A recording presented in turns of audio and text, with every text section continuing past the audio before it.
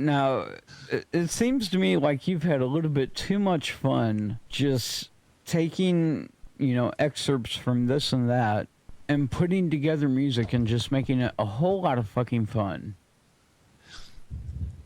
Yeah, I like doing, like, I've done a few film clips for, yeah, like Peter Stewart Robertson, that's Dad's Night Out, the Norwegian dude, or the English dude living in Norway. And then you have Who Said That? You got me on that one. Oh, you don't even remember. It had all the excerpts from Full Metal Jacket.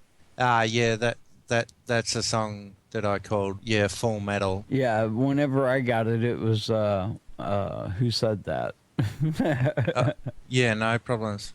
Yeah, no, I love that movie. Love movies with a shitload of quotes. The first thing I ever did was that Messiah song, The Messiah, Yeah. which is just Michael... Fuck, I can't think. It's not Michael Palin. The dude out of Monty Python just going, I'm not the Messiah. Right. I just love that movie. Yeah, it's actually, oh, fuck. What was his name? Graham Chapman? That's right. Yeah. Yeah, because he was the first one to pass on. That movie, Life of Brian, along with Reevesy, I reckon I'd rate that the greatest film of all time. It's just fucking hilarious. Well, I'll tell you what. Terry Gilliam went on to make one of my favorite movies of all time. That's Brazil. Brazil is awesome. It's fucking incredible. Have you ever seen the Love Conquers All version? Yeah, no, I don't reckon. If you can ever find it, try to get the Criterion Collection for Brazil. And it's got 3 different versions of the movie. And one of them is the Love Conquers All version. And I love it as far as the end goes, as opposed to the original movie. But the original movie was very dark. Yeah. Can I just mention a few names? Sure. Are we on? On now? Yeah, we're on. Yeah. My friend's band, who's my friend on Facebook, Paranoid Android. They're called after the Radiohead song. They're awesome. Sort of sound cross between Red Hot Chili Peppers, the Cult type stuff. And then there's Ken Whitwer, of course, who's Yellow Jester, who you'd remember from Rock Forums. You know what? You just fucked me up with that. Why is that? I did not know Ken Whitwer was Yellow Jester. Yeah, he makes music too, which is awesome. Well, I need to hear it because this dude used to bust my balls on fucking MySpace. And we're friends. We're friends on Facebook. Yeah, he used to do the same to me too. I thought he was the biggest prick in the world. But yeah, he was busting everybody's balls. Yeah. Darren... Fuck. Just hang on a second. Oh, Darren Martha Manga? Martha Manga, right? Mungor. Yes. He makes some wicked music too. Oh, yeah, yeah. Definitely check out Sir Mongor, and that's with 2 O's. No, just the one. Sirmongor. Oh, okay, yeah. But, the original was 2 R's. Or 2 O's. Yeah. God damn it. His music's wicked though. Yeah, it is. It's a great jazz fusion. Fucking Frank Zappa just did acid for the first time music.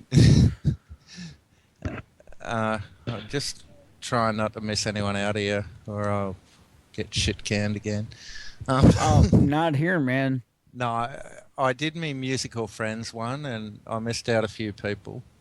We can't forget Andy. Oh, yeah, Andy was on the original one. Reevesy also, I got a playlist on Spotify, which is a shitload of songs. Yeah, I still got to hit him up for some music. Yeah, if you check on Spotify or Reverb Nation or Last FM, he's on all of those. It's a bit of a media. I'm an elitist prick, even though I'm not an elitist. I like to be an elitist prick and say, you have to send this to me. You know? Yeah. I'm sure he's got sendable shit, but yeah, Dad's Night Out, his band now is called The Subtractors. Really? Yeah, I made a video for them for their song Not My Fault and for their other song The Earth Is Moving. It's wicked stuff. Sort of yeah, hard to explain. Sort of Joy Division type stuff. Just music's great, fantastic. He's a good bloke too.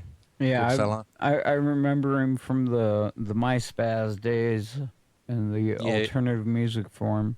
he R.I.P. did a he wrote and did a play the other day, which was in Norway. Really? Yeah, and he's promised me some YouTube links, so I want to see him soon. But no, he's a good guy, smart guy. Awesome. James Setterhome too. Yeah. Fantastic He's guy. Yeah, he's doing real well with teaching qualifications and that, going real well. Yeah. In fact, I told him I had qualifications too as lazy fucker, but my qualifications aren't quite as good as his. well, no, you don't have a degree in it. You need a degree in being a lazy fucker, a downloader, a smuggler, a midget porn addict, and okay, maybe not the latter, but and an alcoholic. And for I'm everyone, doing good. and for everyone, you get a 50,000 point stamp. That'd be fucking great. We'll make it a new Facebook game. How's your knowledge on World War II, by the way? Can I just ask? Rusty, especially when drinking. Yeah, but surely you hate the French. You don't have French friends, do you? I don't hate the French. You just don't like them very much. I don't just like the French, but whenever I see them, I'm like, oui, manure. Yeah. But They're World War II history, right? I just lost half my friends on Facebook. I don't have any friends. I have one friend that was born in France, I think, or lived there once, or pissed on a French guy once, or something. I don't know. Hey, if it wasn't for France, I wouldn't get quality absinthe with the high wormwood content. So, la la.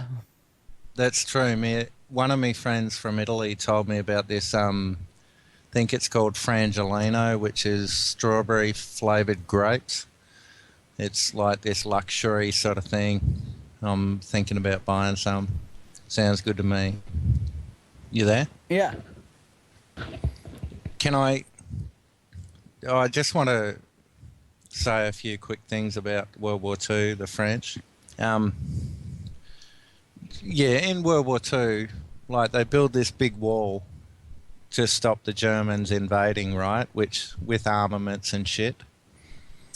And so Adolf Hitler, in all his wisdom, just went around that wall and then come through the gates, Arc de Triomphe, whatever the fuck it's called, Arc de Surrender. And basically the French just threw down their guns and waved their white flags and shit. That's because they were brave. Very brave. I think most of them were waving their undies. I think it was like a come-on thing for the Nazi soldiers. It comes over here, fun.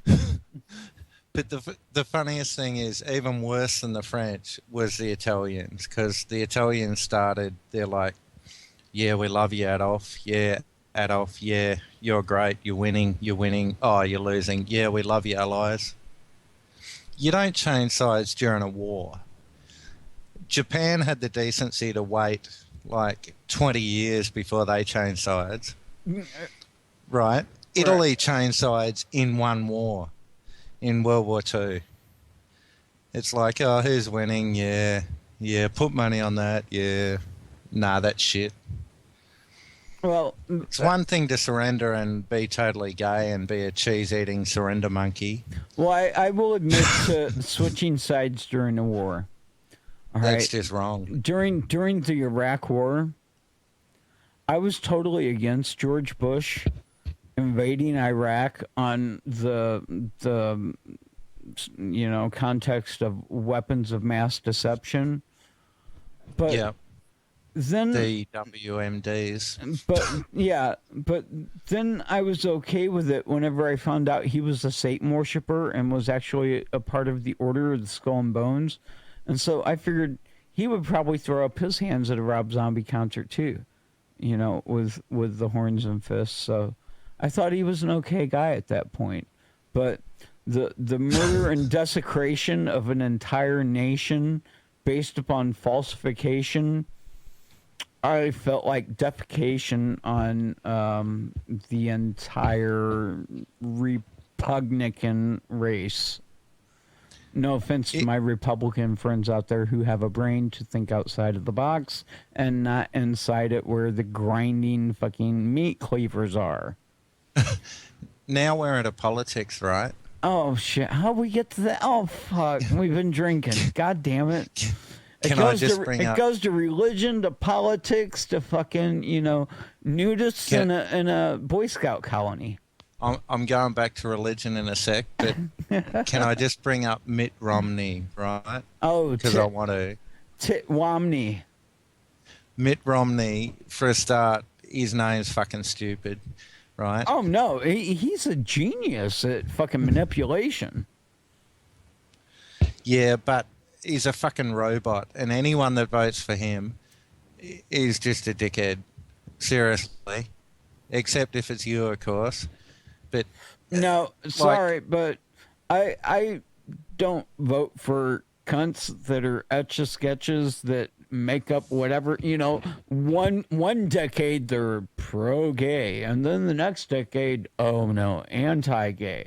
Sex or marriage is defined between a man and his wives. Oh wait, sorry, a man and his wife. Yeah, well, I mean, I hope we're ready for a Mormon nation.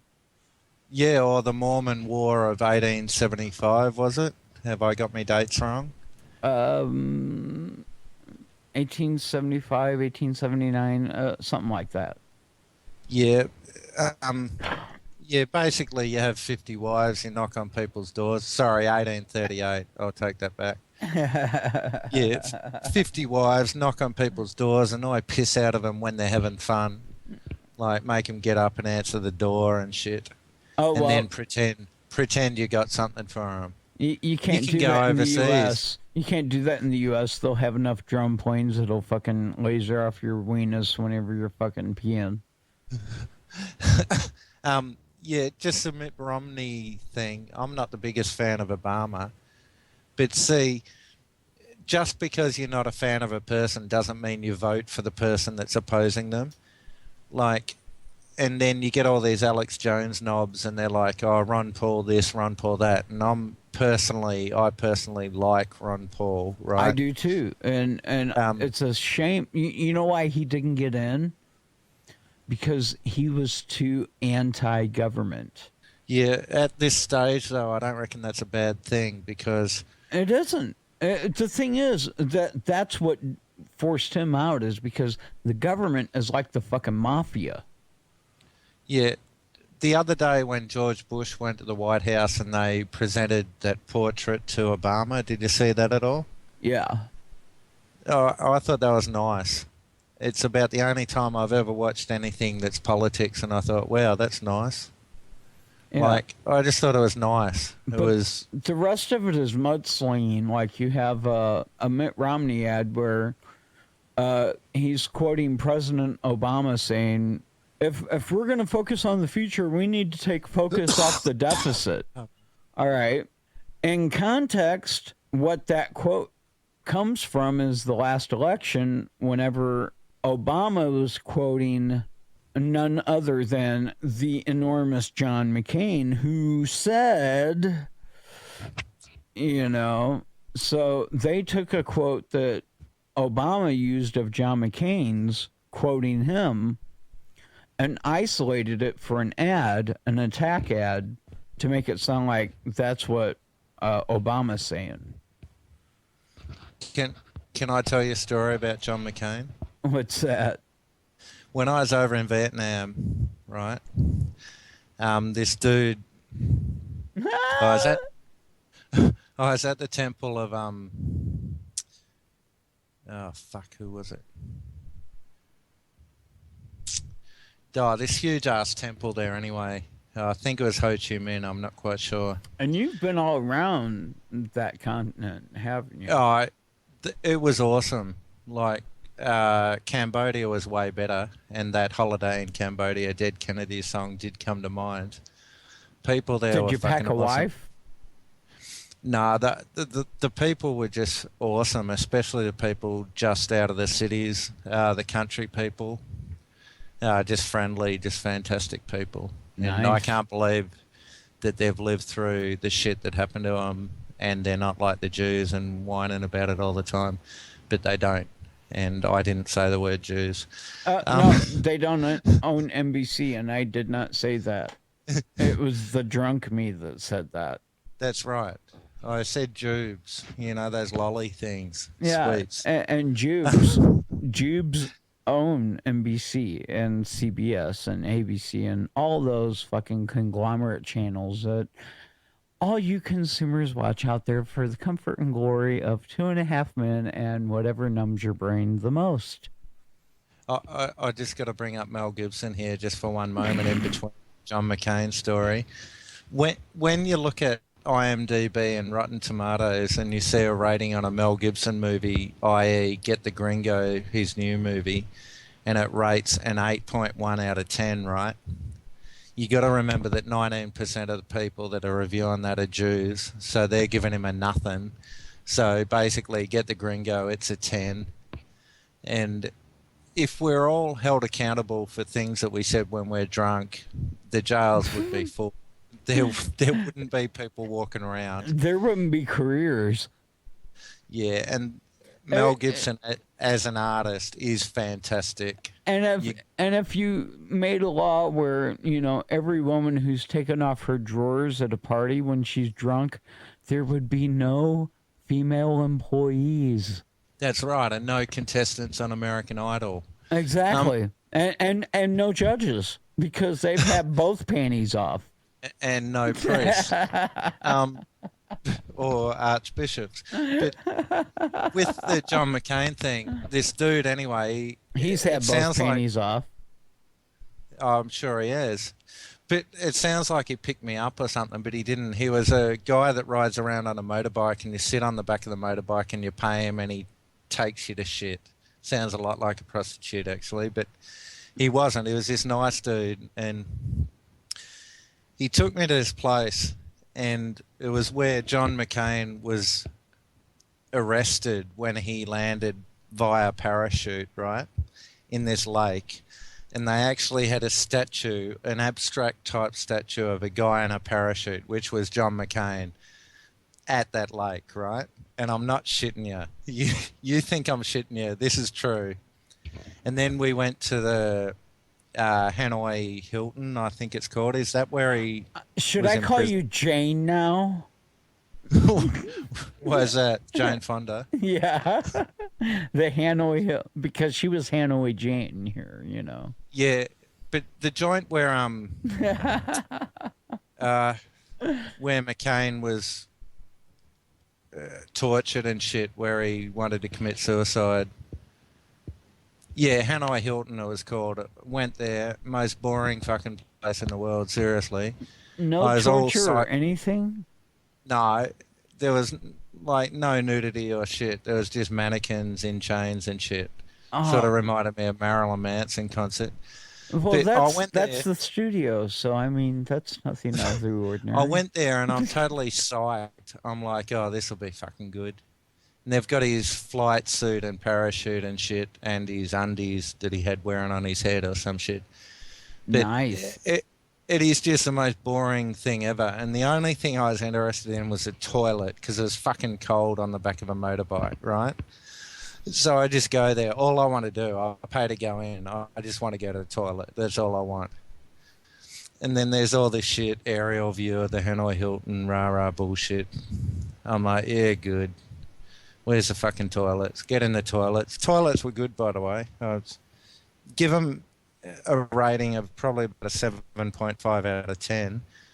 Did they have the thin toilet paper that barely covers the crack, or the wide toilet paper you buy in stores? Oh, I'm not really sure because I just pissed on the floor and. Okay. No, I didn't. Like a gentleman. No, I wouldn't do that.